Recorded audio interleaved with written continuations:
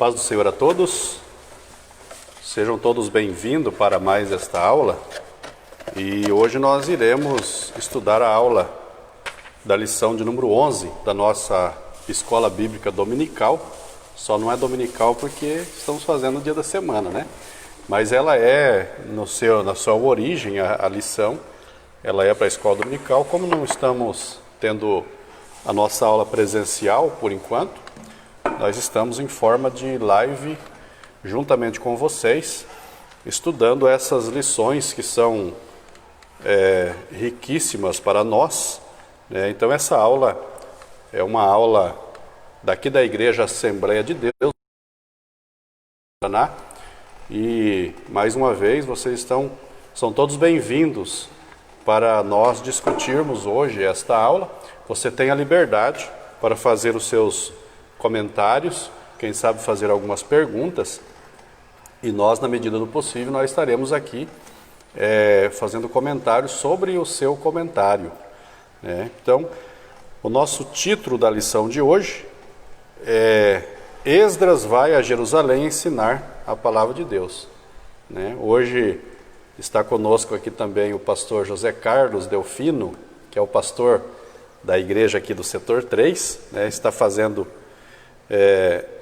muitas vezes ele assiste ali do celular, mas hoje ele veio pessoalmente prestigiar aí, né, estar junto conosco para mais essa aula. Então nós veremos aqui que Esdras ele retorna a Jerusalém para ensinar a palavra de Deus, né? Esse é o título da nossa lição de hoje.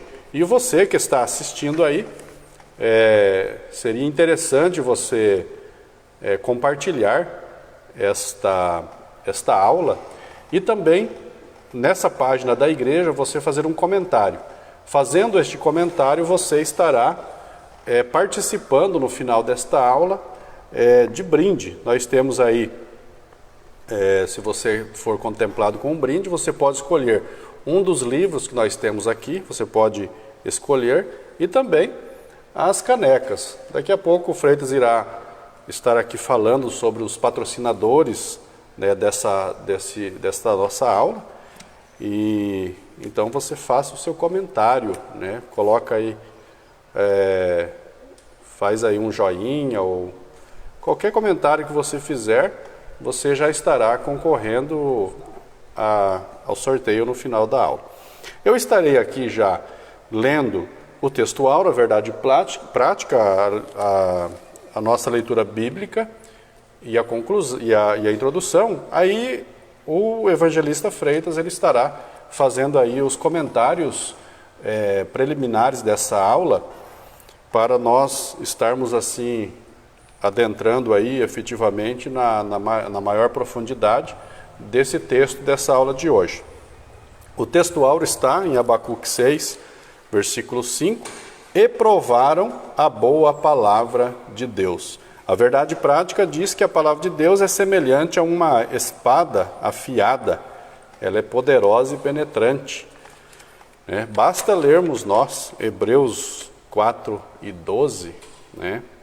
A palavra de Deus é viva e eficaz, mais penetrante do que espada alguma de dois gumes, que penetra até a divisão da alma e do espírito, juntas e medula, e é apta para discernir o pensamento e as intenções do coração. Então esse é o versículo que eu citei aqui, não está na nossa lição, mas para termos base aí da nossa verdade prática. A leitura bíblica em classe, e lembrando que hoje nós teremos aí algumas pessoas que foram sorteadas, né, Freitas, né? Acredito que o culto de ação de graça ainda será mais para frente, né, da Tiziane. A Tiziane, desde lá do início das nossas aulas, hoje é eu, e ainda não. Mas a aula passada ela ganhou, e daí a minha esposa também ganhou junto, né? Também foi sorteada. A leitura bíblica em classe está em Esdras, capítulo 8, versículos de 1 a 12. Nos diz assim: este, pois, são o chefe dos seus pais, com as suas genealogias, aos quais subiram comigo de Babilônia, no reinado do rei Artaxerxes, dos filhos de Finéias, Gerson, dos filhos de Itamar, Daniel, e dos filhos de Davi, Atus. Dos filhos de Secanias, dos filhos de Parós, Zacarias, e com ele, por genealogia, se contaram até 150 homens.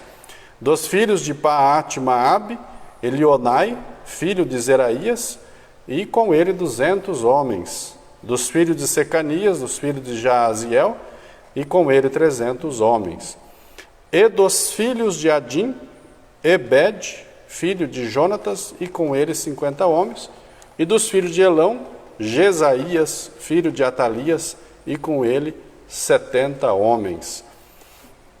E dos filhos de Cefatias, Edalias, e filho de Mecaías, e com ele 80 homens. Dos filhos de Joabe, Obadias, filho de Jeiel, e com ele 218 homens.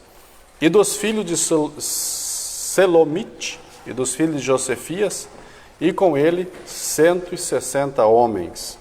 E dos filhos de Bebai, Zacarias, filho de Bebai, e com ele 28 homens. E dos filhos de Asgade, Joanã, e dos filhos de Acatã, e com ele 110 homens. Filho de Acatã, e com ele 110 homens. Essa foi a leitura bíblica em classe. Se você se interessou por algum nome, e quem sabe você tem um conhecido que está, quem sabe, gestante, está aí uma dica de alguns nomes. Bonito. Alguns nomes meio difícil de ser pronunciados, característico ali do Antigo Testamento, quando nós lemos as genealogias. Mas iremos ler a introdução, e aqui já deu para perceber que essa genealogia citada aqui na leitura bíblica é justamente a genealogia daqueles que voltaram junto com Esdras, ali da sede do Império Persa, na Babilônia, para Jerusalém, que a nossa aula de hoje é o retorno ali de Esdras, para que ele viesse a ensinar a palavra de Deus ao povo de Israel em Judá. A introdução diz que o grande valor do ensino da palavra de Deus é o assunto desta lição. Veremos como o governo da Pérsia enviou Esdras a Jerusalém a fim de verificar se a vida eclesiástica dos judeus estava conforme a lei de Deus. Então não basta o povo de Israel, como retornaram do cativeiro, e consertar os muros e reedificar o templo. Não basta isso. Precisa ter uma vida pautada na palavra de Deus, e essa era a incumbência, irmão Freitas, de Esdras. Foi retornar a Jerusalém para ensinar a palavra. O ensino da palavra, sabemos nós que ele traz avivamento. Bom, meus irmãos, eu quero saudar todos com a paz do Senhor. Um motivo de alegria a gente estar mais aqui essa semana compartilhando da palavra de Deus com os irmãos. Trazemos a saudação dos nossos irmãos aqui do setor 3, dirigido pelo nosso pastor José Carlos, pela Vila Hermínia. Saudamos a todos os nossos irmãos e amigos dos diversos setores, das diversas denominações, nossos amigos que nos assistem de todo o Brasil. Nós estamos com já 8.000 visualizações na última live, e graças a Deus, como a gente vai ler aqui, a Bíblia diz em Esdras 7, a partir do versículo 6, que a boa mão do Senhor é com Esdras, e nós estamos experimentando essa boa mão do Senhor também nas nossas lives. Queremos também agradecer aos nossos patrocinadores, não podemos esquecer.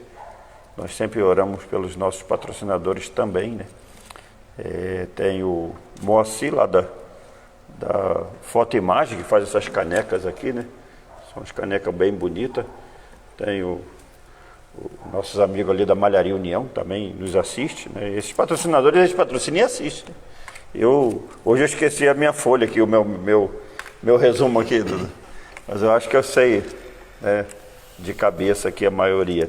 Estava conversando essa semana com a Márcia da JP Seguro, que também está nos ajudando. Até hoje, ela pediu para fazer umas canecas também para nos ajudar. Seu Didi da Master pediu para eu ir lá, acabou não dando tempo. Seu Didi lá que mexe com móveis de escritório, né? O Guia do Marceneiro, né? Pessoa do nosso amigo Romualdo, que está nos apoiando aqui, do pastor Pepe. Né? Então temos diversos patrocinadores, né? A padaria Delícias do Amanhecer, né? Fica ali perto da Polícia Federal, que nos apoia também. O Espaço Rocha. O Espaço Rocha, né? Que nos doou 10 canecas. Deixa eu ver, tem mais alguém que você lembre aí? Tem o posto Sete Queda lá do seu Teobode, né? Um dia eu fui lá abastecer e a moça falou que ela estava assistindo as nossas lives, né? Bom, né? Olha que benção. Chega nos lugares, as pessoas, você não é lá da live? Né? Graças a Deus por isso. E quando a gente for lembrando, a gente vai falando, né? Nós já temos algumas pessoas aqui que foram contempladas com as canecas, está aqui, né? Pediram para esperar mais uma que está para chegar aí daqui a pouco. Bom, meus irmãos, hoje nós vamos estudar sobre essa lição tão importante. Já estamos chegando ao final, né, do trimestre. Né? Esdras vai a Jerusalém ensinar a palavra. E nós já temos, inclusive, a revista da próxima, né? Que é sobre soberania divina, né? A fragilidade humana e a soberania divina, né? A gente percebe nessa essa época de pandemia, né? Que nós humanos somos frágeis, né? E na pandemia você vê que não tem ninguém rico, pobre, feio, bonito. A pandemia pegou todo mundo, né? E a gente tem que se adaptar. E só Deus mesmo é soberano e guarda as nossas vidas, né? Então hoje nós vamos estudar sobre o grande valor do ensino da palavra de Deus, né? É o assunto desta lição. Veremos como o governo da Pérsia enviou Esdras a Jerusalém a fim de verificar se a vida eclesiástica dos judeus estava conforme a lei de Deus, né? Eu gostaria de ler rapidamente aqui. Nós fizemos a leitura do texto da leitura bíblica em classe, mas tem um outro texto aqui que eu acho que ajuda mais ainda a esclarecer dar mais luz a esse texto, né? Que é o capítulo imediatamente anterior de Esdras, né? No capítulo 7, né? Quando ele fala ali, né? E passadas essas coisas no reinado de Artaxerxes, rei da Pérsia, Esdras, filho de Seraías, filho de Azarias, filho de Ilquias, filho de Salom, filho de Zadok, filho de Aitube, filho de Amarias, filho de Azarias, filho de Meraiote, filho de Zeraías, filho de Uzi, filho de Buqui, filho de Abizua, filho de Finéias, filho de Eleazar, filho de Arão, sumo sacerdote. Ou seja, vem mostrar a genealogia de Esdras, que ele realmente era um descendente de Arão, né? Esdras. Este Esdras subiu da Babilônia e era escriba. E acho que interessante esse texto, né? Hábil na lei de Moisés, dada pelo Senhor Deus de Israel, e segundo a mão do Senhor seu Deus, que estava sobre ele, o rei lhe deu tudo quanto lhe pedira. Ora, que interessante, né? A gente sabe que a Pérsia foi mais bondosa com o povo que estava no cativeiro do que a Babilônia, do que a Síria, né? Que foram as duas nações que levaram o cativo, né? A Síria levou o reino do norte, né? O reino de Israel, e a Babilônia levou o reino de Judá, né? Interessante é esse texto que fala que a mão de Deus era sobre ele. Também subiram a Jerusalém alguns dos filhos de Israel, e dos sacerdotes, dos levitas, dos cantores e dos porteiros, e dos netineus, no ano 7º do rei Artaxerxes. E no mês 5º veio a ele a Jerusalém, e era o 7º ano desse rei, porque no primeiro dia do primeiro mês foi o princípio da sua subida de Babilônia. E no primeiro dia do 5º mês chegou a Jerusalém, segundo a boa mão do Senhor sobre ele. Ou seja, alguns comentários, né, como esse aqui, comentário bíblico, Bicon, né, ele fala que o percurso era de mais ou menos 1.500 quilômetros. Na época não tinha ônibus, leito, né, não tinha avião, não tinha trem, não tinha carro, era de a pezão mesmo, né? Nem moto. Não tinha nada disso. Era, olha, caminhando 1.500 quilômetros. E segundo o comentário aqui do Bicon, gastaram cerca de 4 meses andando.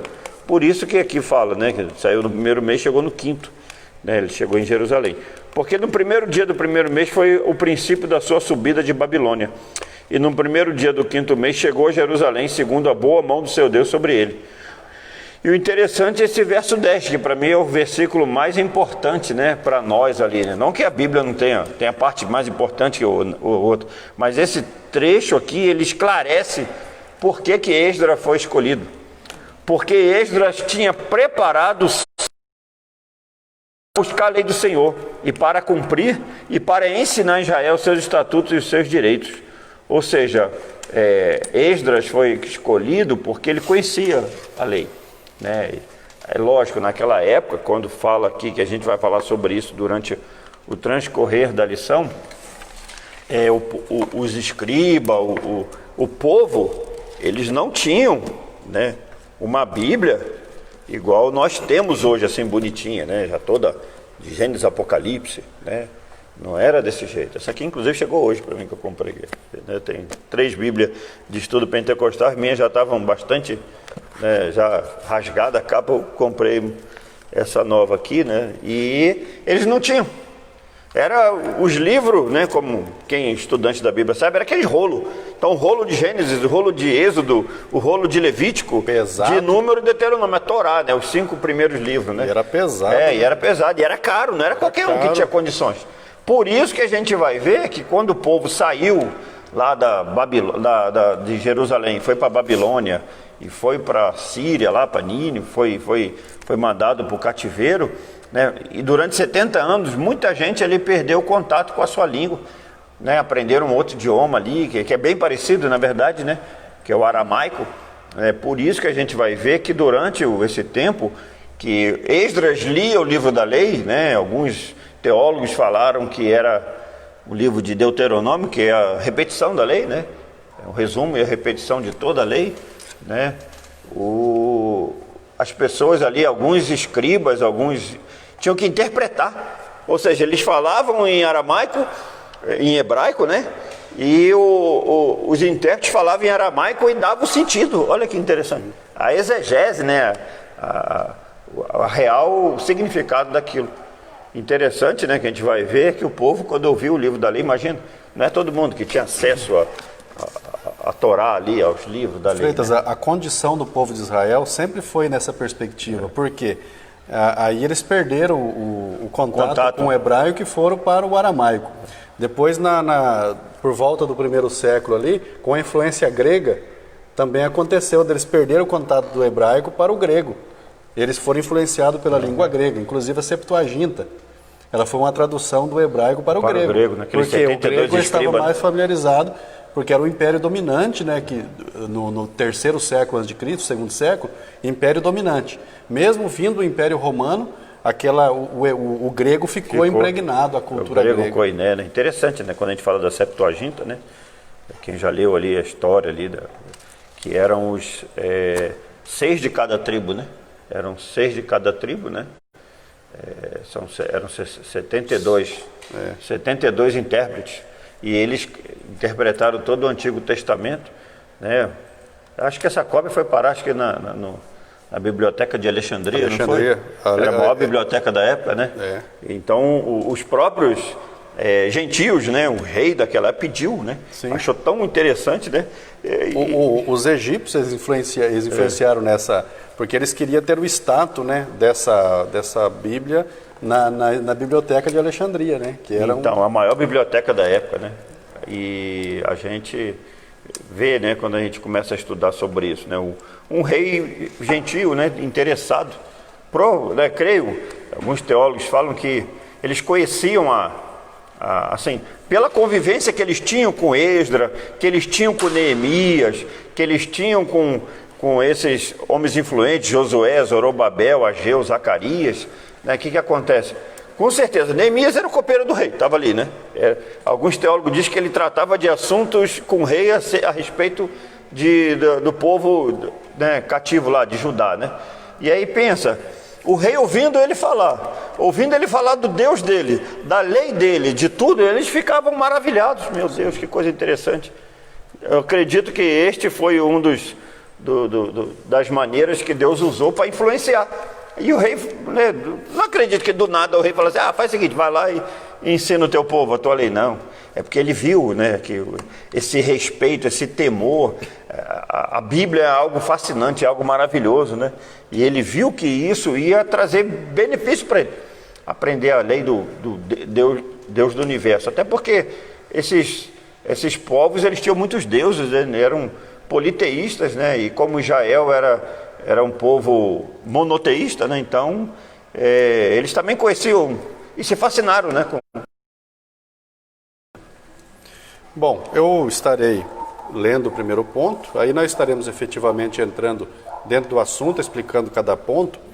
E quero mencionar aqui alguns irmãos que já estão conosco aí na nossa aula de hoje. O Jorjão, né? Tá aí firme, o Jorjão já ganhou aí a sua caneca. A Loiane Alfonso, o Marcos Tretter está hoje aí presencialmente. Ele veio trazer aí a esposa, a minha cunhada, para pegar o seu brinde. A Maura Castanha, também ali de Marechal, né, a esposa do pastor Eliseu Furquim. Marechal, né? De Marechal. Ednei Godin, o pastor Gilmar, irmã Márcia, a Adriana Godinho também. A minha sogra, a Grazi, ela comentou, né? Ela está aí, a nossa assistente aí, mas comentou e está assistindo. Terezinha Bazonella e José Aparecido Gomes, Zenilda Araújo, Fátima Silva, Doralice, Antônio Almeida, ele disse que está em Curitiba, já está saindo com o ônibus de lá para vir para Guaíra, ele é motorista e pediu para orarmos. Deus abençoe, irmão Antônio, a sua viagem. Também a Dalcia ali de Nova Santa Rosa, a minha tia ali de Santa Rosa. A Fátima Silva, já mencionei. Márcio Silva, também já é um missionário, já ganhou também um brinde. Marlene Freitas, aí Freitas, a Marlene também, ó.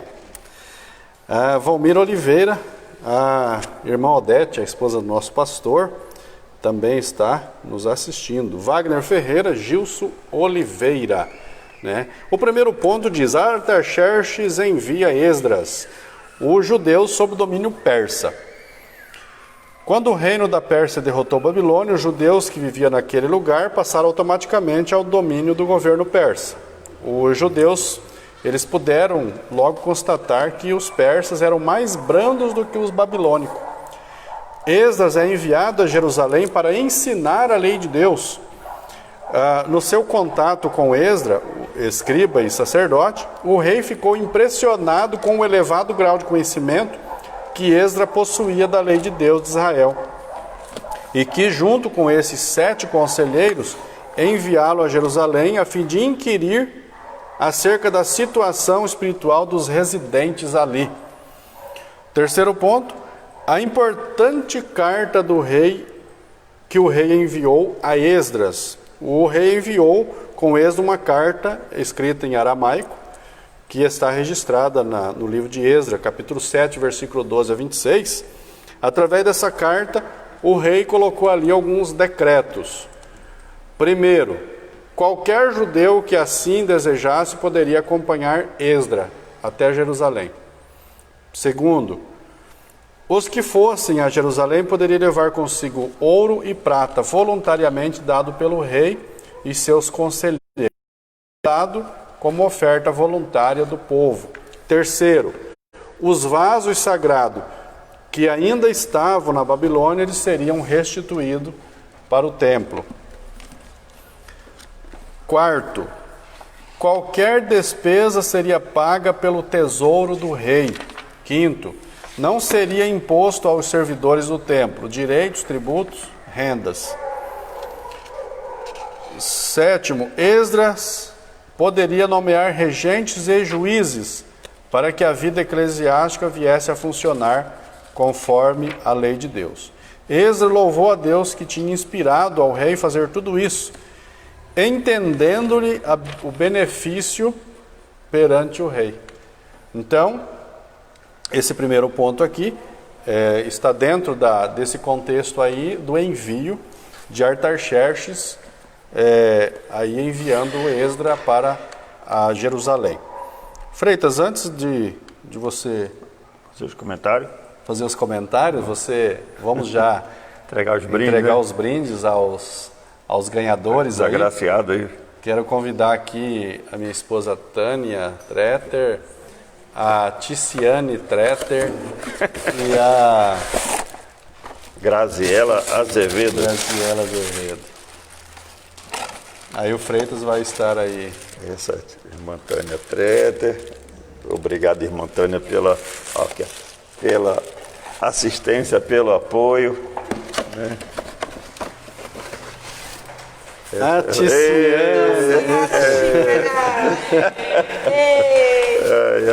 Esse foi vitória. Esse foi. Muita oração em jejum. Muitas lágrimas. Botamos o nome dela umas 50 vezes ali. Pra quem estiver assistindo, não desista, hein? Uma hora. A Ticiane é a prova. Tem que ser persistente. Antes tarde do que mais tarde, né? E a Grazi foi sorteada no Dia dos Pais lá, olha. Assistiu 2 lives e já ganhou. Esse aqui é por seu esposo, o Eric. Obrigada, né? Deus abençoe. Deus abençoe a vida de vocês também. E não deixe de assistir, né, as nossas lives. Freitas, então aí o retorno, né? Já estava tudo certo lá em Jerusalém e agora o rei envia Esdras para ver a condição espiritual do povo, né? Então, é o que nós falamos, né? Os judeus sob o domínio dos persas, né? Falamos que o domínio persa ele era um domínio mais brando, né? Até isso Deus prepara, né? Deus preparou um domínio mais brando, né? A Babilônia veio, a Síria veio para poder usar punho de ferro ali para poder curar a idolatria do povo ali, né? Deus usou ali para disciplinar, né? Mas depois que passou os 70 anos, aí entrou um rei mais longânimo, um rei mais bondoso, e aí as coisas começaram a melhorar para o povo judeu, né? Então, esse primeiro tópico a gente vê que no domínio persa foi melhor para eles, né? Depois de já ter sido curado no cativeiro pelas nações anteriores. Esdras é enviado a Jerusalém para ensinar a lei de Deus. No seu contato com Esdras, escriba e sacerdote, né? O escriba era aqueles que conheciam muito bem a lei, porque eles eram os copiadores, né? Faziam as cópias da lei. Então é interessante, o escriba, né? Tem um livro do pastor Antônio Gilberto sobre a história da Bíblia, como foi formado o cânon, né? Muito bom livro. E ele fala que os escribas, eles iam escrevendo, né?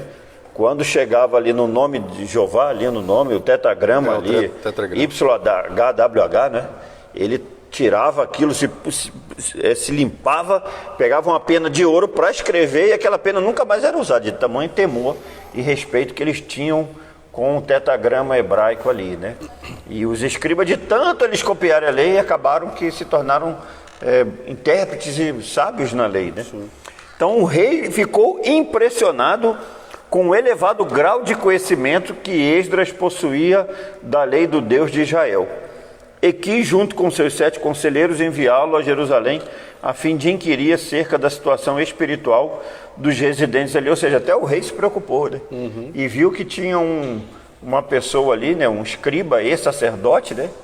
Que sabia muito, muito, muito. Era um PhD na escritura, né? Na lei de Deus. Tanto é que o autor falou, né? O rei ficou impressionado com o elevado grau de conhecimento que Esdras possuía da lei de Deus de Israel. É interessante, né? Essa observação, né? Quando as pessoas, né, conseguem observar. Mas essa observação hoje, se a gente for contextualizar, não é o fato da pessoa ser um erudito, um conhecedor profundo da Bíblia.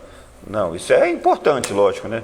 Mas o mais importante é quando a pessoa realmente mostra isso através da vida, através de atos, de atitude, né? Não somente através de um conhecimento teológico.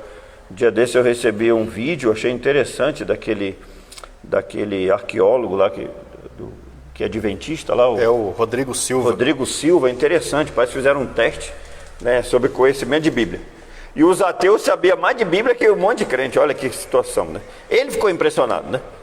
Ou seja, os ateus, né, aquelas pessoas que não creem que Deus existe, eles tiraram uma nota melhor em conhecimento de Bíblia do que os crentes de todas as denominações que fizeram todas. Pentecostal, tradicional, de outras, né, adventista, seja qual for a denominação, perderam para os ateus. Olha, que coisa terrível, né? Isso aí eu ficaria com vergonha. Não que o ateu ou uma pessoa que não seja evangélico não possa saber mais de Bíblia que a gente. Só que assim, a gente tem a obrigação de conhecer o manual, né? Nós temos a obrigação de É por isso que a Bíblia fala, né? Nós não temos essa desculpa para dar. Nem na sua lei o quê? Salmo 1. Medita. De dia e de noite, né? Então, nós temos a obrigação.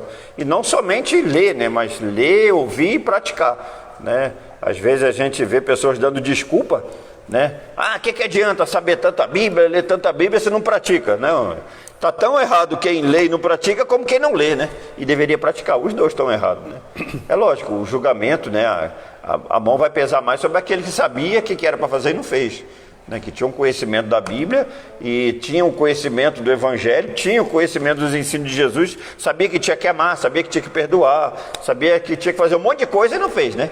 Que ajudar o próximo, isso tudo vai ser mais duro, né? A própria Bíblia fala que os que pela lei, conhecendo a lei, pecaram, pela lei serão julgados. E aqueles que sem a lei pecaram, né, sem a lei serão julgados, né? Então não teremos essa desculpa. A importante carta que o rei enviou com Esdras. O rei enviou com Esdras uma carta escrita em aramaico, né, que está registrada lá em Esdras 7, 12 a 26. Né? Através desta carta o rei decretou. Né? Interessante, né? Qualquer judeu que quisesse, que assim desejasse acompanhar Esdras a Jerusalém, estava liberado. Os que fossem a Jerusalém poderiam levar consigo ouro e prata voluntariamente, dados pelo rei e seus conselheiros, ou dados como ofertas voluntárias do povo. Os vasos sagrados que ainda estavam na Babilônia seriam restituídos. Qualquer despesa seria paga pelo tesouro do rei. Não seriam impostos aos servidores do templo direitos, tributos ou renda. Esdras poderia nomear regentes e juízes para que a vida eclesiástica viesse a funcionar conforme a lei de Deus. Esdras louvou a Deus que tinha inspirado o rei a fazer tudo isto, estendendo-lhe a beneficência perante o rei. Olha que coisa interessante, né? O rei de livre e espontânea vontade, sem pedir, né? Deus tocou no coração dele de tal maneira que ele abriu, né? Pensa, né? Um rei pagão, né? Ele abriu o coração para... Na verdade, ele fez de tudo para que a viagem fosse próspera. Fosse próspera, né? Pensa, um rei pagão, né? A gente vê, às vezes, na igreja, a gente que somos aqueles alcançados pelas bênçãos de Deus, que às vezes não temos um coração tão dado, tão aberto às coisas de Deus como esse rei teve. Né? Tudo bem que o rei era rico, né? Mas ele não tinha obrigação nenhuma, a cidade estava destruída. Quer dizer, a cidade já estava reconstruindo, já tinha feito seu altar, reconstruiu o altar, reconstruiu o templo, né? E estava reconstruindo os muros, né? Interessante aqui nesse comentário aqui, ó, aqui mostra valores, né? Achei interessante aqui, né? Para a gente ter uma noção de valor, né? Aqui fala a respeito do quanto que foi gasto aqui nessa viagem. Aí ele fala, né? O valor da prata, ele fala assim, ó, um ato final nos preparativos de Esdras para a viagem foi indicar 12 sacerdotes encarregados dos valiosos presentes que seriam levados com ele a Jerusalém para ajudá-los nos serviços do templo. O valor da prata era de $1.300.000 americano. Dos utensílios de prata, $200.000. Do ouro, $3 milhões. E das 20 taças de ouro, $5.000. Aí ele tem uma série de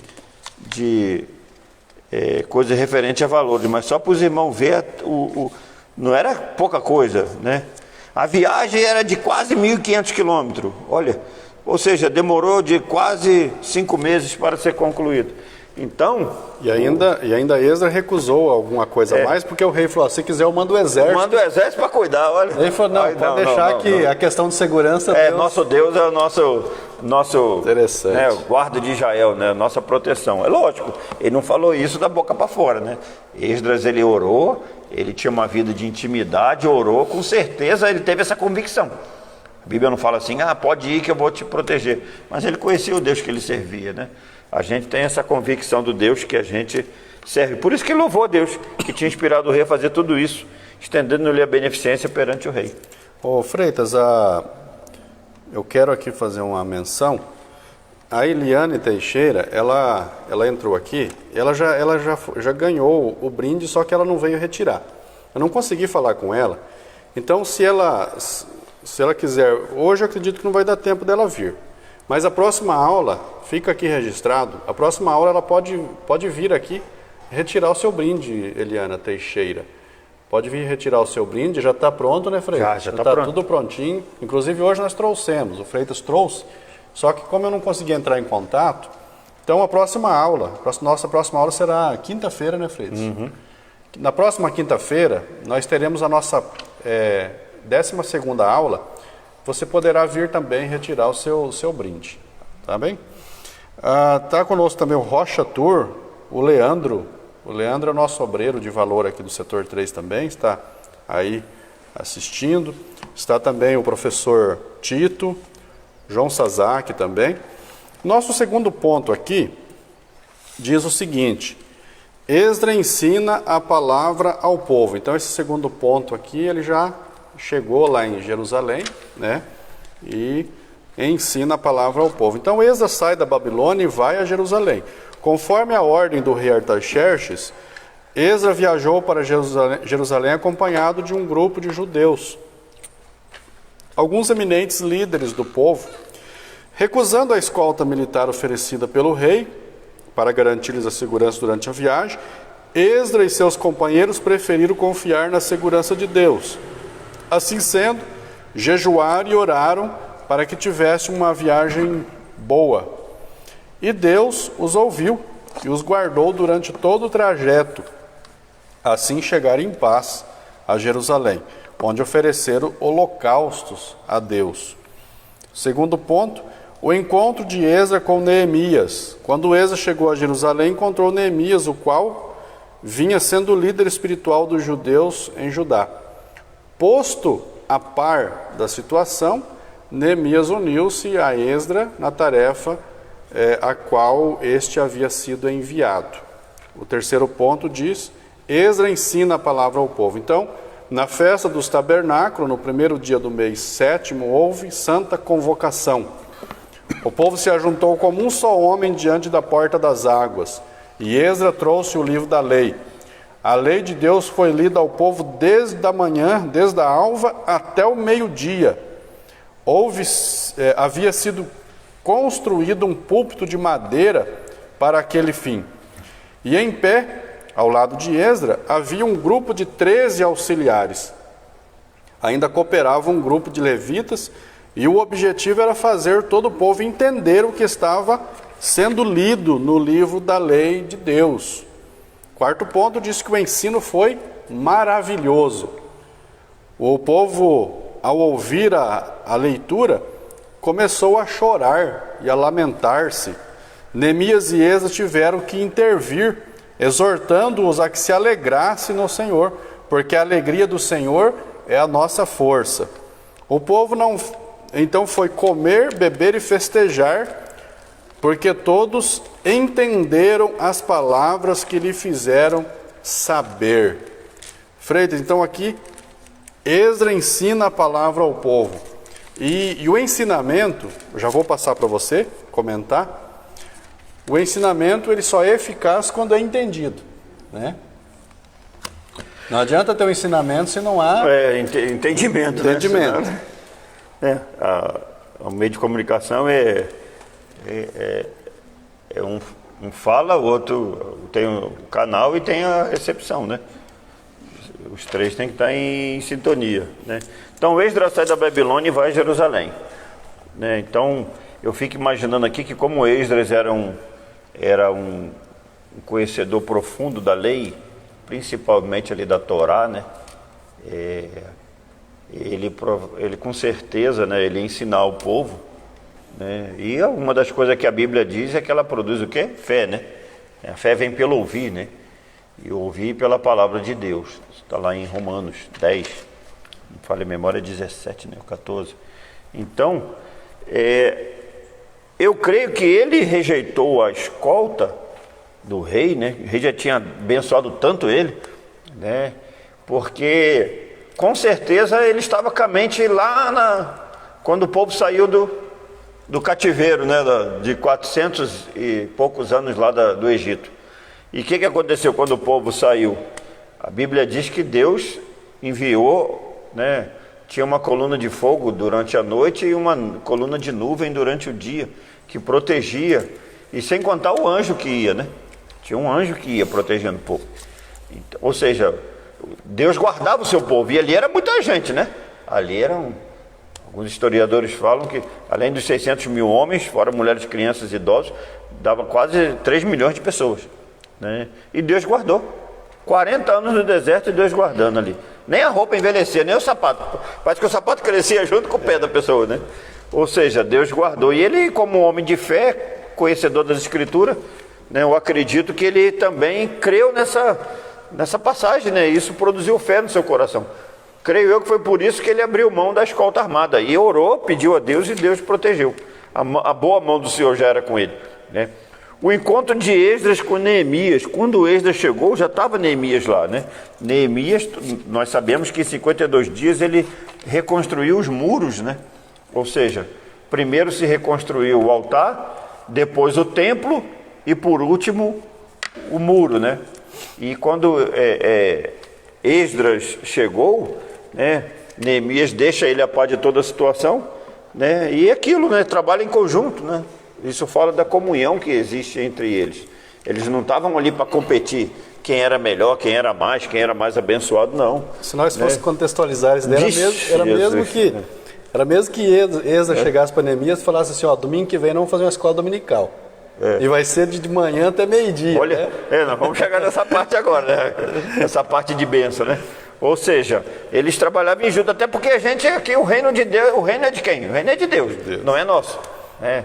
O reino é nosso. Então a gente está aqui para trabalhar em comum um acordo, em harmonia com o nosso pastor, né, com os outros departamentos, né?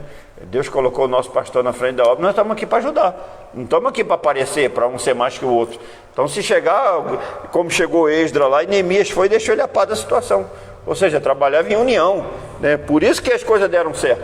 Por isso que a obra prosperou, o reino cresceu, porque o reino é de Deus, não é nosso. Nós somos apenas os instrumentos, nós somos apenas aqueles que Deus coloca na frente com determinada chamada, determinadas condições. Ninguém tem todas as chamadas, ninguém tem todos os dons, né? Mas a gente soma, né? A minha contribuição com a contribuição do Denilson, com a contribuição do Romualdo, com a contribuição do nosso pastor, com a contribuição do ministério, dos grupos, né? Dos diversos departamentos, a igreja é um corpo e ela cresce. A partir do momento que um ou outro acha que é melhor, que é mais do que o outro, é mais importante, né? Ele perdeu a noção de reino. O reino não é nosso, o reino é de Deus, né? E aí no ponto 13 aqui, Esdras ensina a palavra ao povo, né? Na festa do tabernáculo, que era aquela festa que o povo tinha que dormir em tenda, né? Dormir para lembrar o seu tempo no Egito ali, né? A Bíblia fala que o povo foi reunido, né? A lei de Deus foi lida ao povo desde a alva. Foram 6 horas, era um culto de 6 horas. Olha, era uma escola, um culto de ensino, um culto de doutrina de 6 horas, uma escola dominical de 6 horas. Pensa, 6 horas da manhã você chega na igreja, só sai meio-dia. Olha que interessante, o povo lá assistindo. Chorando. Chorando, né? Até porque... né? Porque ele sentiu o peso da importância da palavra. Os irmãos imaginam se... Eu acredito que Esdras e Neemias estavam lendo ali o livro de Deuteronômio, capítulo 28 e 27, né? 27 e 28.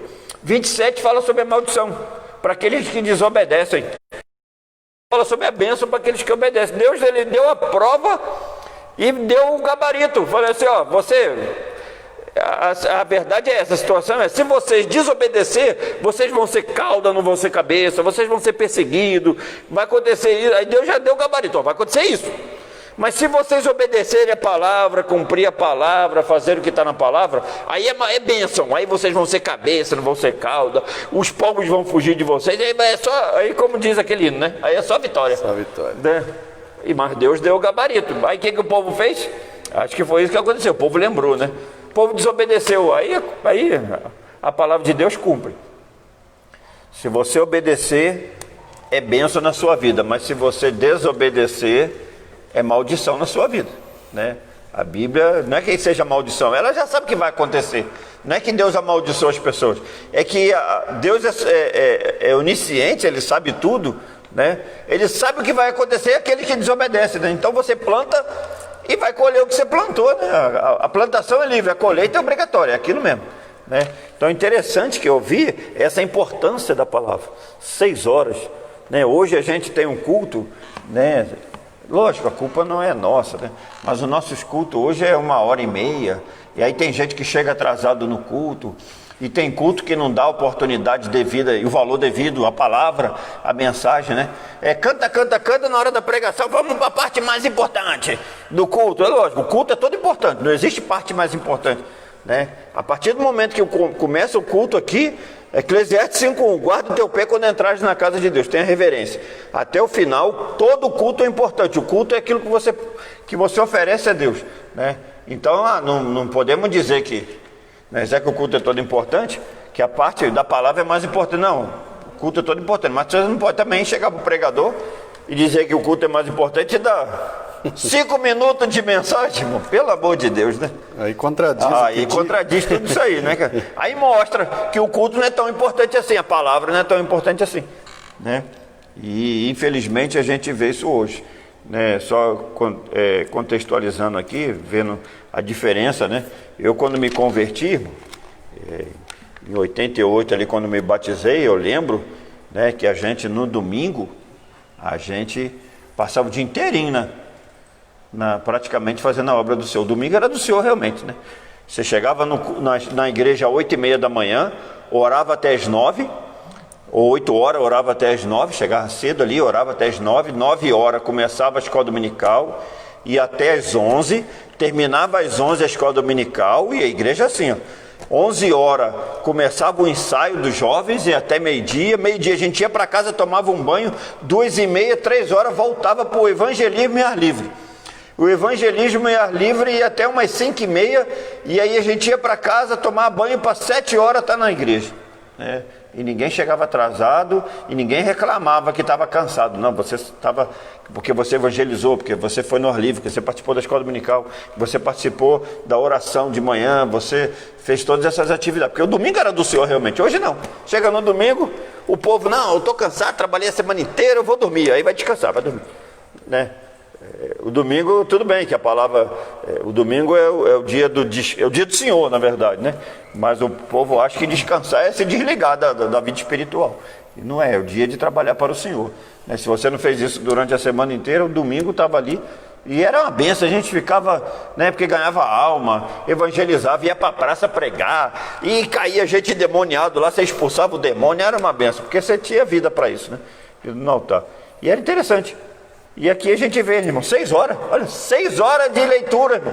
Pensa ficar em pé 6 horas e alguém lendo a escritura e traduzindo, né? Porque o povo, por falar aramaico, já não ter tanto contato com o hebraico, os escribas ali, os intérpretes iam lá e explicavam o sentido, né? E eu acredito, né, como disse Paulo, assim diz eu, não Senhor, que o que fez o povo chorar, né, o que constrangeu o povo, né, o ensino maravilhoso, e o povo, porque o povo começou a entender que eles estavam naquela situação de ter ido para o cativeiro por causa da desobediência.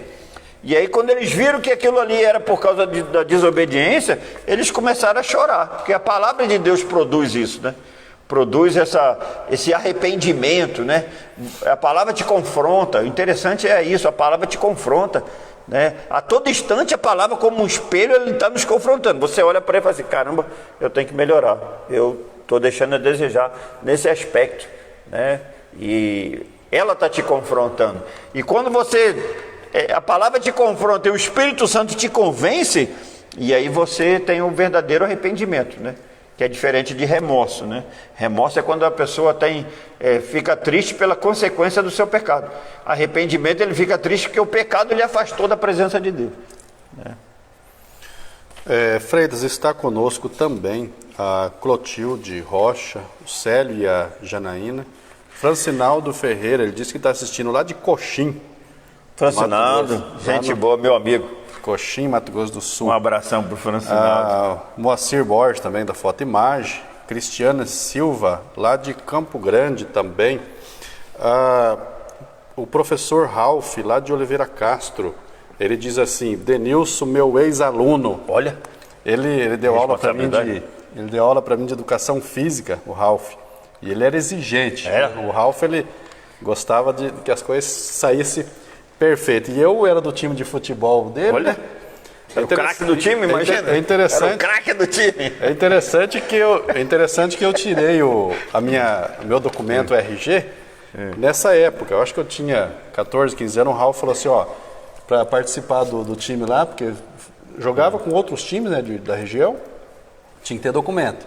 Aí na época eu fiz a minha RG. Deus abençoe. Você não era o dono da bola, não, né? Não o dono do jogo de camisa? Não, mas tinha uns lá Filho do dono? uns lá que ele levava a bola. Aí não sai do time, né? É o craque do time, né? Porque... mas daí se tirasse ele levava a bola junto. Não podia tirar, né? Todo lugar tem isso, né? Eu pensei que era só lá no Rio de Janeiro, quando eu era adolescente. Não. Freitas, vamos ter que fazer uma adaptação a pedido da Eliane Teixeira. Ela pediu se ela pode receber a caneca dela domingo no culto. Pode. Né? Ela pode pegar domingo, porque às vezes ela não tem condições também de vir aqui na quinta. Então, domingo, a irmã Eliane Teixeira... Vamos fazer a propaganda da IBD? É da IBD, das né? nossas lives aqui, né? O José Domingos também. O José Domingos está lá em Fazenda Rio Grande. Né? O pessoal conhece ele por Tubaína, né? É o apelido dele conhecido, né? Maravilha. Nós vamos correr aqui, que o nosso tempo. Né, está... O ponto 3 diz que a palavra de Deus ela deve ser ensinada. Deus ordenou que a sua palavra fosse ensinada a todo o povo de 7 em 7 anos. Né? E depois nós vamos falar sobre essa questão. Né? Senão as pessoas vão falar assim, então quer dizer que eu vou aprender vou ler a Bíblia daqui a 7 anos. Além da leitura da lei de Moisés, que se fazia a cada sábado, né? Então veja aí, os escritos dos profetas deveriam ser lidos e explicados ao povo em convocação solene, de 7 em 7 anos. O ponto 2 diz que Jesus ele ordenou o ensino da palavra. Então Jesus ordenou. A grande comissão, Jesus ordenou que seus discípulos ensinassem todas as nações a guardarem tudo o que lhe tinha mandado. O ponto 3 diz que o apóstolo Paulo conhecia a importância do ensino da palavra. Vejamos, ele diz em 2 Timóteo 4, de 1 a 2: Conjuro-te, pois, diante de Deus e do Senhor Jesus Cristo, que pregues a palavra.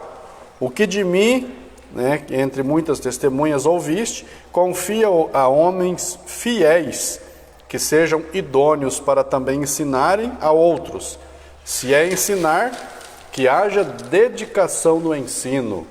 Então aqui, Freitas, aqui a palavra de Deus deve ser ensinada. Então aqui nós vemos lá que era uma ordem do Antigo Testamento, na questão dessa modalidade de ensino. Jesus também, ele incentivou o ensino, e também o apóstolo Paulo. Então, essa parte, a palavra de Deus deve ser ensinada, isso aí tem uma ordem, Deuteronômio, capítulo 6. Eu não vou ler aqui por causa do tempo, né? Faz o fim da lei, a obediência. Mas o capítulo 6, versículo 6 de Deuteronômio diz assim: e estas palavras que hoje te ordeno estarão no teu coração. E as intimarás a teu filho, e delas falarás assentado em tua casa, e andando pelo caminho, deitando-te e levantando-te. Aí ele vem falando sobre as diversas maneiras como se deve ensinar. Mas aqui ele fala que, nos primeiros versículos, que para que temas ao Senhor teu Deus e guarde todos os seus estatutos e mandamentos que eu te ordeno, tu e teus filhos, e o filho de teus filhos, todos os dias da tua vida. Não é só, não. Ou seja, a lei deveria ser ensinada todo dia. Agora é claro, né? Tipo, cada um devia ter seu ponto de pregação na sua casa. Vamos dizer assim, o pai tinha que ensinar para o filho, para os netos. É importante falar que esse de 7 em 7 anos seria uma convocação geral. Uma convocação solene, né? Se nós fosse contextualizar isso, seria assim um congresso geral. Uma escola bíblica de obreiro, vamos dizer assim. Exato, então... Ou para a igreja, né? Então, o ensino devia ser diário, né? Por isso que o salmista falou, Salmo 1, né? E na sua lei medita de dia e de noite. Exatamente. Jesus ordenou o ensino da sua palavra, né? Então o ensino deve ser feito. O que eu acho interessante, a gente hoje, a única maneira que a gente tem hoje é a escola dominical, né? Temos os cultos de ensino, mas aí você vê, né? Temos dois problemas, né? Você vê que os cultos de ensino hoje, infelizmente, a frequência é muito pequena, né? Aí, ou um ou outro, né? Ou o ensinador não tem, ou é fraco, né, de palavra, né? Ou há desinteresse no povo. Aí por que há desinteresse no povo, né? Aí a gente entra naquela filosofia do Tostini, né? vende mais porque é fresquinho, e é fresquinho porque vende mais, né? Ou seja, eu acredito, que se a pessoa é uma pessoa que se preparou no ensino, é uma pessoa que ora, lê, estuda e tem bom ensino, a igreja vai querer estar lá para aprender. Bom, Freitas, por exemplo, vou falar do setor 3, que é onde nós congregamos. O setor 3, ninguém pode dizer, no setor 3 não tem ensino. Ninguém pode falar isso. Nós temos ensinos aqui todo domingo, quando as coisas estão na sua naturalidade, normalidade, nós temos todos os domingos a escola bíblica dominical, né? Nós temos aqui, por exemplo, as pessoas novas convertidas, as pessoas que vão aceitando Jesus. Tem um discipulado. O pastor Zé Carlos, ele vai pegando os nomes, ele fala no culto domingo. Quem quer fazer discipulado? Aí os que têm interesse de fazer o discipulado, ou seja, que é aquela formação básica, inicial daquele que se converte, porque a pessoa que se converte, ele tem muitas dúvidas. O pastor Zé Carlos, ele faz esse discipulado, é um discipulado mais com menos pessoa, para o atendimento mais próximo. Quase personal. Quase um personal, né? É um questionamento mais amplo, com mais liberdade, né? Então, o setor 3, graças a Deus, ele tem investido nessa questão do ensino. Quando nós observamos a ausência das nossas aulas presenciais no domingo, o Freitas, né, até o Sandro deu ideia, depois o Freitas fomentou a ideia, conversamos com o pastor, essa live, né, é para a gente transmitir esses ensinos. E tem uma boa, uma boa assistência, né? E a gente gosta tanto do ensino, né? Nós, né? A gente gosta tanto que a gente fez ano passado, né? Eu, quando estive à frente da escola dominical do campo, né? Que tínhamos os nossos encerramentos, né? Eram sempre muito bem frequentados, sempre trazíamos excelentes ensinadores, né? Devido a essa situação que a gente está vivendo hoje, né? Não pode ter aglomeração. Mas chegamos a ter mais de 200 pessoas nos setores. Né? E a gente gosta tanto disso, e obedecendo a essa recomendação, né? A gente investiu também numa escola para professores. Nós tivemos ano passado o primeiro Ensinar, né? Que era um curso preparatório de aperfeiçoamento, né? Para professores cristãos.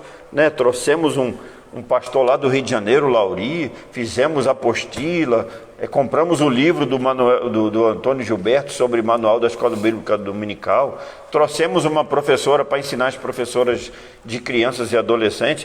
Então, assim, nós fizemos a nossa parte, investimos. Então, tem certas coisas que o professor, né, o crente que acha, que gosta da área do ensino, isso ele tem que procurar, né? Que quem gosta de ensinar, que haja esmero, dedicação. Ele procura ter uma boa biblioteca, comprar uma boa bíblia de estudo, né? Assistir boas aulas na internet que tem vários sites aí que ensina. Né? Tem que filtrar, né? Porque tem muito peixe com espinho por aí, né? Então ele tem que tomar cuidado, né? Se ele tiver dúvida, ele pergunta para quem já está mais tempo, né? Pergunta para os pastores, pergunta para quem tem mais essa intimidade. Mas não pode dizer que não tem hoje as ferramentas. Eu lembro que quando eu aceitei Jesus, as Bíblias não eram de estudo. E quando começou a sair Bíblia de estudo, eram Bíblia em espanhol. Olha, a Bíblia desse tamanhão, em espanhol dessa... Né? Eu lembro quando eu ganhei a minha primeira Bíblia de estudo. Hoje não, hoje você tem comentário, Bíblia de estudo dos mais diversos tipos. É só procurar com cautela para não comprar, né, Bíblia com comentário que não seja da nossa linha teológica, né, para não enfiar os pés pelas mãos. Bom, mandar uma saudação para o Edilson Nogueira, lá de São Paulo também, nosso amigo. Olha. Aí, esteve há tempos aí conosco, a Sidney e o Ismael também. Esse ponto 4, que é o nosso último ponto a ser comentado, diz que o resultado do ensino é da palavra de Deus. Então, o ensino ele deve trazer alguns resultados, né? O ensino ele tem como objetivo trazer resultado. O primeiro, o ensino da palavra gera temor a Deus. A letra A diz: Deus falou, ajuntai o povo e fazer ouvir a minha palavra para que me temam todos os dias que viverem sobre a terra. Guarda os mandamentos do Senhor para temer. A letra B diz que, pelo temor a Deus, o crente se aparta do mal, desvia do mal, aborrece o mau caminho. A letra C diz que, como resultado do ensino, a lei, nos dias de Esdras, o povo confessou seus pecados, apartou-se de Deus estranho, adorou ao Senhor seu Deus e com ele fez firme concerto. A palavra de Deus é o poder de Deus. O ponto 2 sobre o resultado, o ensino da palavra de Deus, ela implanta normas espirituais no crente.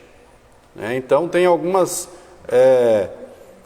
normas espirituais que elas são implantadas no cristão, quando ele se dedica ao aprendizado, né? O ensino ele tem como esse objetivo. Essas normas dão forma às maravilhas da nova vida naquele que se converte, naquele que pela operação do Espírito de Deus passa a andar nos estatutos de Deus. Vejamos algumas dessas manifestações da nova vida. A letra A, o crente é honesto a toda prova. Letra B, o crente jamais mente. O crente tem um testemunho de sua consciência no Espírito Santo de que não mentiu. Jesus disse, sejais porém o vosso falar sim, sim, não, não, porque o que passar disso é de procedência maligna. A letra C diz, o crente jamais se apodera de alguma coisa que não seja dele. Aquele que furtava não furta mais, diz Efésios 4:28. Zaqueu, depois de salvo, ele queria restituir aquilo que ele havia defraudado. A letra D diz que o crente vive uma vida moral, que é exemplo de pureza.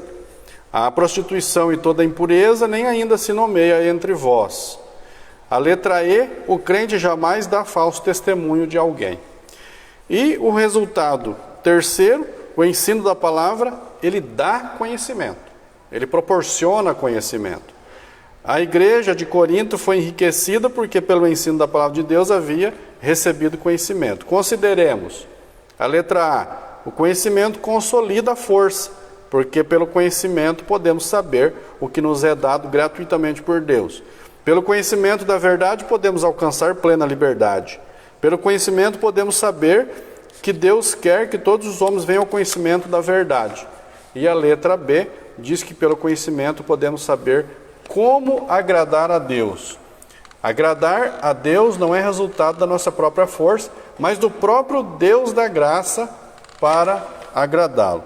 Então, Freitas, 3 resultados aqui, pelo menos, que o ensino deve promover, que é o temor a Deus, que é novas normas espirituais para o crente e dar conhecimento para esse crente. Uma vez eu li um texto interessante, acho que foi do pastor Antônio Gilberto. Ele fala sobre a Bíblia, né? Ele fala que a Bíblia ela foi escrita, não foi para aumentar os nossos conhecimentos, foi para transformar, né? Mas é lógico, a Bíblia é tão rica, tão profunda, né, que ela acaba nos dando conhecimento, lógico. O primeiro conhecimento, né, que ela dá, e que é muito importante, é a respeito do Deus que a gente serve. Você passa a conhecer melhor Ele. Você passa a aprender, a própria Bíblia te ensina o que Deus gosta e o que Deus não gosta. Né? Como oferecer um culto, né? Por exemplo, a Bíblia é o manual do cristão, manual da vida santa, manual de como agradar a Deus. Então, quando você começa a ler e começa a praticar, a primeira coisa, você aprende a conhecer melhor o Deus que você serve. Não é que Deus se resume à Bíblia. Não, Deus é muito maior do que aquilo que está aqui. Deus não tem como você limitar Deus ao que está na Bíblia. Lógico que não. Só que assim, tudo aquilo que você precisa saber para ter uma vida correta está aqui na Bíblia. Não precisa de mais nada além disso aqui. Isso aqui já, né? E a gente não consegue, de tão ampla, tão rica, tão, né, inesgotável que ela é, o conhecimento dela, né? Então ela vai nos mostrar como é que você faz um culto a Deus, como é que não é do nosso jeito, é do jeito dele. Como é que você agrada a Ele? A Bíblia te ensina a se relacionar com as pessoas no mundo, se relacionar com os irmãos na igreja, a conhecer melhor o Deus, a conhecer melhor a igreja. Tudo está aqui na Bíblia. Ela é o manual, ela ensina tudo. Como é que você se relaciona com Deus e consigo mesmo e com o seu próximo, né? Então, a palavra gera esse temor, esse respeito, né, pelo Deus que você serve. Você começa a falar, pô, Deus não vai gostar disso não. Isso aqui está fora da vontade dele. Isso é gerado pela palavra. Deuteronômio 6 fala isso. A própria lei fala, né, Que a palavra de Deus, ela gere temor, né? Você tema a Deus, né? Esse é o princípio da sabedoria, né? É o temor a Deus. Aí começa, o ensino da palavra implanta normas espirituais nos crentes, né? Essas normas de vida. Não é que eu com o meu esforço mudar, não é você com o seu esforço, não. Né? Você começa a ler a palavra, quando você começa a ler, o Espírito Santo vai internalizar o poder da palavra na sua vida. É Ele que vai mudar, é Ele que vai transformar a sua vida através do conhecimento da palavra, né? Porque a própria Bíblia diz em Hebreus 4,12 que a palavra, ela é viva e eficaz e mais penetrante do que espada alguma de 2 gumes, né? E penetra até a divisão da alma e do espírito, das juntas e da medula, e é apta para discernir os pensamentos e intenções do coração. Ou seja, a palavra de Deus vai lá onde o psicólogo não vai, o psiquiatra não vai, onde nenhum desses profissionais dessas áreas importantes não vão conseguir. Então ela vai lá e divide. Então a palavra de Deus, ela penetra na tua vida e ela separa alma e espírito, que são inseparáveis, mas a palavra de Deus consegue. E ela vai igual um espelho, ela vai te confrontar, ela vai trazer para fora, assim você vai poder ver aquilo que você está errando. Então a palavra de Deus tem esse poder, né? Ela vai chegar para você e vai te expor, olha, esses pecados são pecados da alma, né? Que a alma usa o corpo para pecar, pecados carnais, por exemplo. E ela vai te falar, isso aqui está errado. Ou os pecados do espírito, que é aqueles pecados da vaidade, da arrogância, da prepotência, né, do orgulho, né? E ela vai te confrontar, você está errando aqui, ou você está errando ali. E a palavra vai consertar através do fruto do Espírito na tua vida, que é o fruto do Espírito, nada mais é do que o caráter de Cristo gerado em você. Você vai começar a se parecer com Ele. Você vai começar a olhar para as circunstâncias e falar assim, se Jesus estivesse no meu lugar, Ele faria isso? Ele falaria isso? Ele postaria isso, né? Ele teria esse tipo de comportamento? E é isso que a palavra de Deus vai fazer. Ela é a espada do Espírito, o Espírito que vai, através da palavra de Deus, transformar a sua vida, transformar as nossas vidas, mudar o nosso caráter, mudar nosso comportamento, mudar a nossa visão de mundo, né? Você não vai ver o mundo mais do jeito que o mundo lá fora vê, né? Ele te vê com os olhos de Jesus, com os olhos de Deus. E aí quando você começa a ver, né, o ensino da palavra implanta normas espirituais no crente. Aí vem lá, o crente é honesto a toda prova, né? Se a gente fosse falar sobre isso aqui, né? Por exemplo, dava uma outra aula. Dava, né? Por exemplo, antigamente o crente era perseguido por ser crente, né? O Bíblia, o irmão, né? O pessoal perseguia, mas em compensação você chegava no mercadinho da tua bairro e comprava fiado, porque a pessoa, dono do mercado, não era crente, mas te vendia porque sabia que o crente ia pagar, né? Será que hoje nós temos esse mesmo testemunho dos outros lá fora? Será que a gente ouve de gente aí, de crente dando cheque sem fundo, comprando e não pagando, prometendo e não cumprindo, né? É um absurdo, né? E aí envergonha o nome de Cristo, né? O crente jamais mente, né? Ou seja, quem mente é o quê? Filho do... o pai da mentira, quem que é? Né? E aí às vezes a pessoa não sustenta nem a própria palavra, né? Como dizia antigamente, no fio do bigode, né? Fazer o contrato. Hoje não, você tem que assinar um monte de contrato de papel, porque senão, né? E mesmo assim a pessoa ainda fica meio assim, né? Então infelizmente nós chegamos nessa situação, né? Você tem que às vezes fazer a careação. Será que o que ele falou é verdade? Vou chamar outro. Quando aqui você fala, vamos chamar outro, fala, não tem coragem. Se tivesse, né? Vamos lá, vamos resolver esse problema. Mas não, infelizmente não é desse jeito, né? O crente jamais se apodera de alguma coisa que não seja dele, né? Mete a mão nas coisas dos outros, né? O crente vive uma vida moral que é exemplo de pureza. A prostituição e toda a impureza nem ainda se nomeia entre vós, né?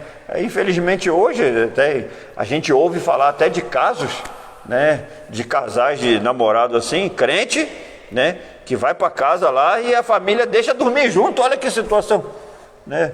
Em casa jamais eu vou deixar um negócio desse acontecer, que lá ainda existe respeito, ainda existe liderança lá, né? Aquilo que está diante, pelo menos diante do nosso controle, não vamos permitir. Se estiver debaixo do meu nariz, isso não vai acontecer não, mas a gente sabe que aí está lá o menino da igreja, namora uma moça de outro lugar e vem para casa, em vez de dormir separado, não, vai dormir. E com o apoio dos pais, fazer o quê, irmão? Vai fazer o quê? Se não fizer aqui, vai fazer em outro lugar. Não, irmão, ele tem que ser disciplinado se fizer um negócio desse. Isso é prostituição, isso é fornicação, isso é pecado, não pode. Tá entendendo? Eu acho errado até a gente apoiar, tipo, Deus me livre e guarde, né? Meu filho hoje está aprendendo a tocar instrumento, né? Tá estudando para ser um músico. Mas se amanhã ou depois quiser ir tocar no mundo, ó, vai tocar não. Enquanto estiver morando comigo, eu não vou apoiar isso não, né? Não vou apoiar isso mesmo, né? Ele está estudando para ser crente, né? Está sendo formado para ser crente e louvar o Senhor. Não é para tocar no mundo não. Ah, vai ganhar dinheiro. Não, a vida não é só dinheiro não, né? O amor, o dinheiro é a raiz de todo mal, diz a palavra de Deus. O crente vive uma vida moral que é exemplo de pureza. O crente jamais dá falso testemunho de alguém, né? Isso aí, se for ler Provérbios 6,16, então, que fala que 6 coisas, né, o Senhor aborrece, a 7ª só abomina, né? E o ensino da palavra dá conhecimento, né? Ele dá esse conhecimento porque a palavra de Deus é assim. O conhecimento hoje no mundo diz que o conhecimento é poder. Então o conhecimento ele te dá o poder de discernir o que é certo e o que é errado, né? Você não vai errar por falta de conhecimento, né? Como diz lá em Oséias 4:4, né? Não, Oséias 6:3 diz: conheçamos e prossigamos, né? E conhecer o Senhor. E Oséias 4:4 diz que o meu povo está sendo destruído porque lhe falta o conhecimento, né? Oséias 4:4? Ou estou errado? Não, é 6 e 3. Não, Oséias 3 e 6. Não, é 4:4, quer ver? O quê? Oséias 6:3 é conheçamos e prossigamos. Sim, isso. E Oséias 4:4 é o meu povo. Ah, sim. Se perde porque lhe falta conhecimento. Porque hoje, Freitas, existe muita informação, né? Principalmente na questão da internet, né? Na ascensão da internet, há muita informação, mas pouco conhecimento, né? O que é a diferença de informação e conhecimento? Informação... Oséias 4:6. O meu povo foi destruído porque lhe faltou o conhecimento. Isso. Porque tu rejeitaste o conhecimento, também eu te rejeitarei, para que não seja sacerdote diante de mim, visto que esqueceste da lei do teu Deus, também eu me esquecerei dos teus filhos. Ou seja,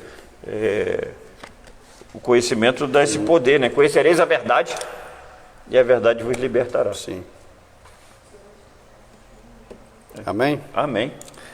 Então vamos fazer o sorteio, né? Acho que os nossos... E a próxima lição, né? Esdras e Neemias combatem o casamento misto. Eu lembro quando eu aceitei Jesus na minha época, na Assembleia de Deus antigamente, né? Se a gente namorasse moça, quando era solteiro, né? Namorasse moça do mundo, era disciplinado. Não tinha esse negócio não. Se fosse de outra denominação, também era disciplinado.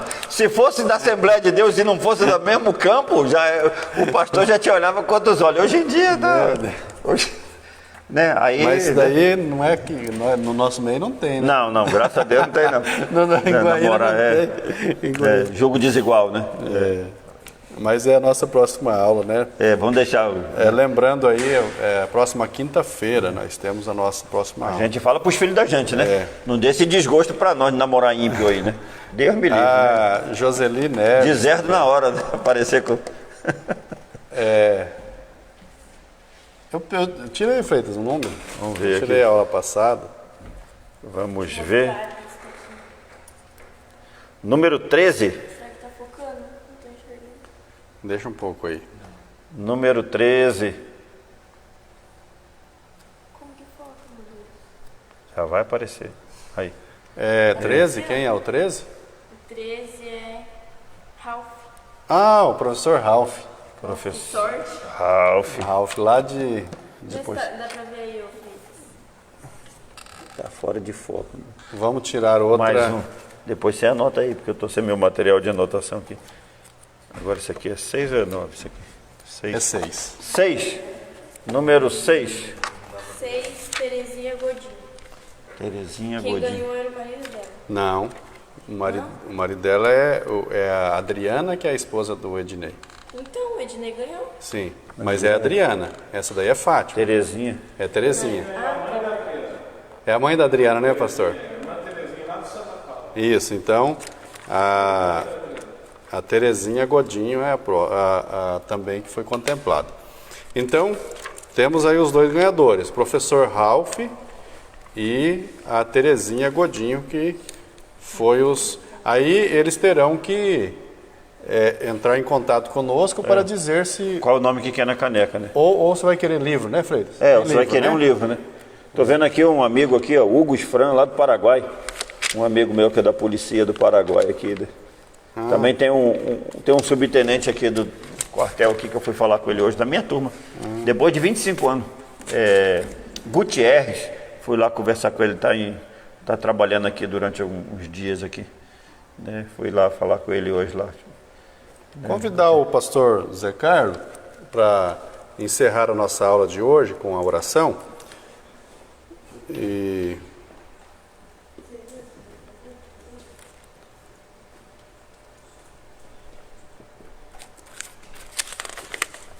aí o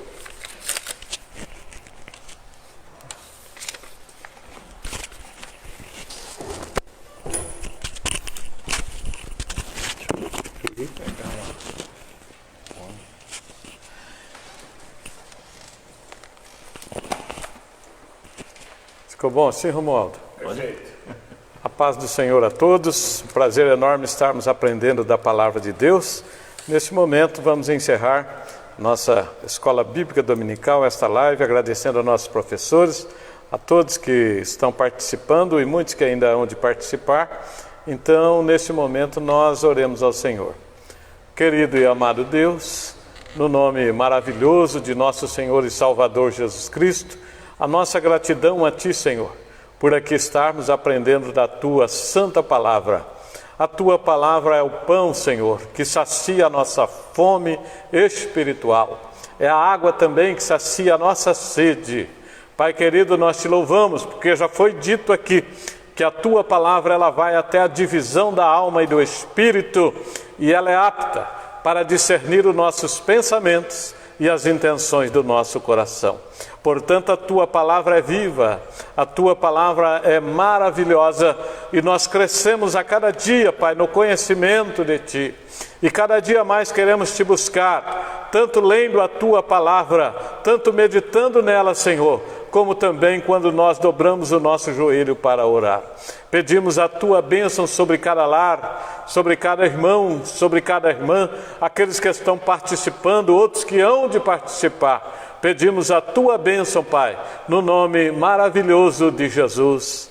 Amém e amém. Que Deus abençoe a todos, hoje e sempre. Amém.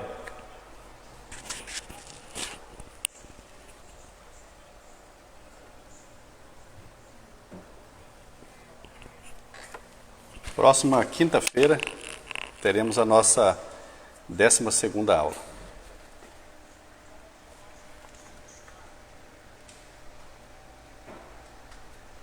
Maravilha. Eu comentei aqui porque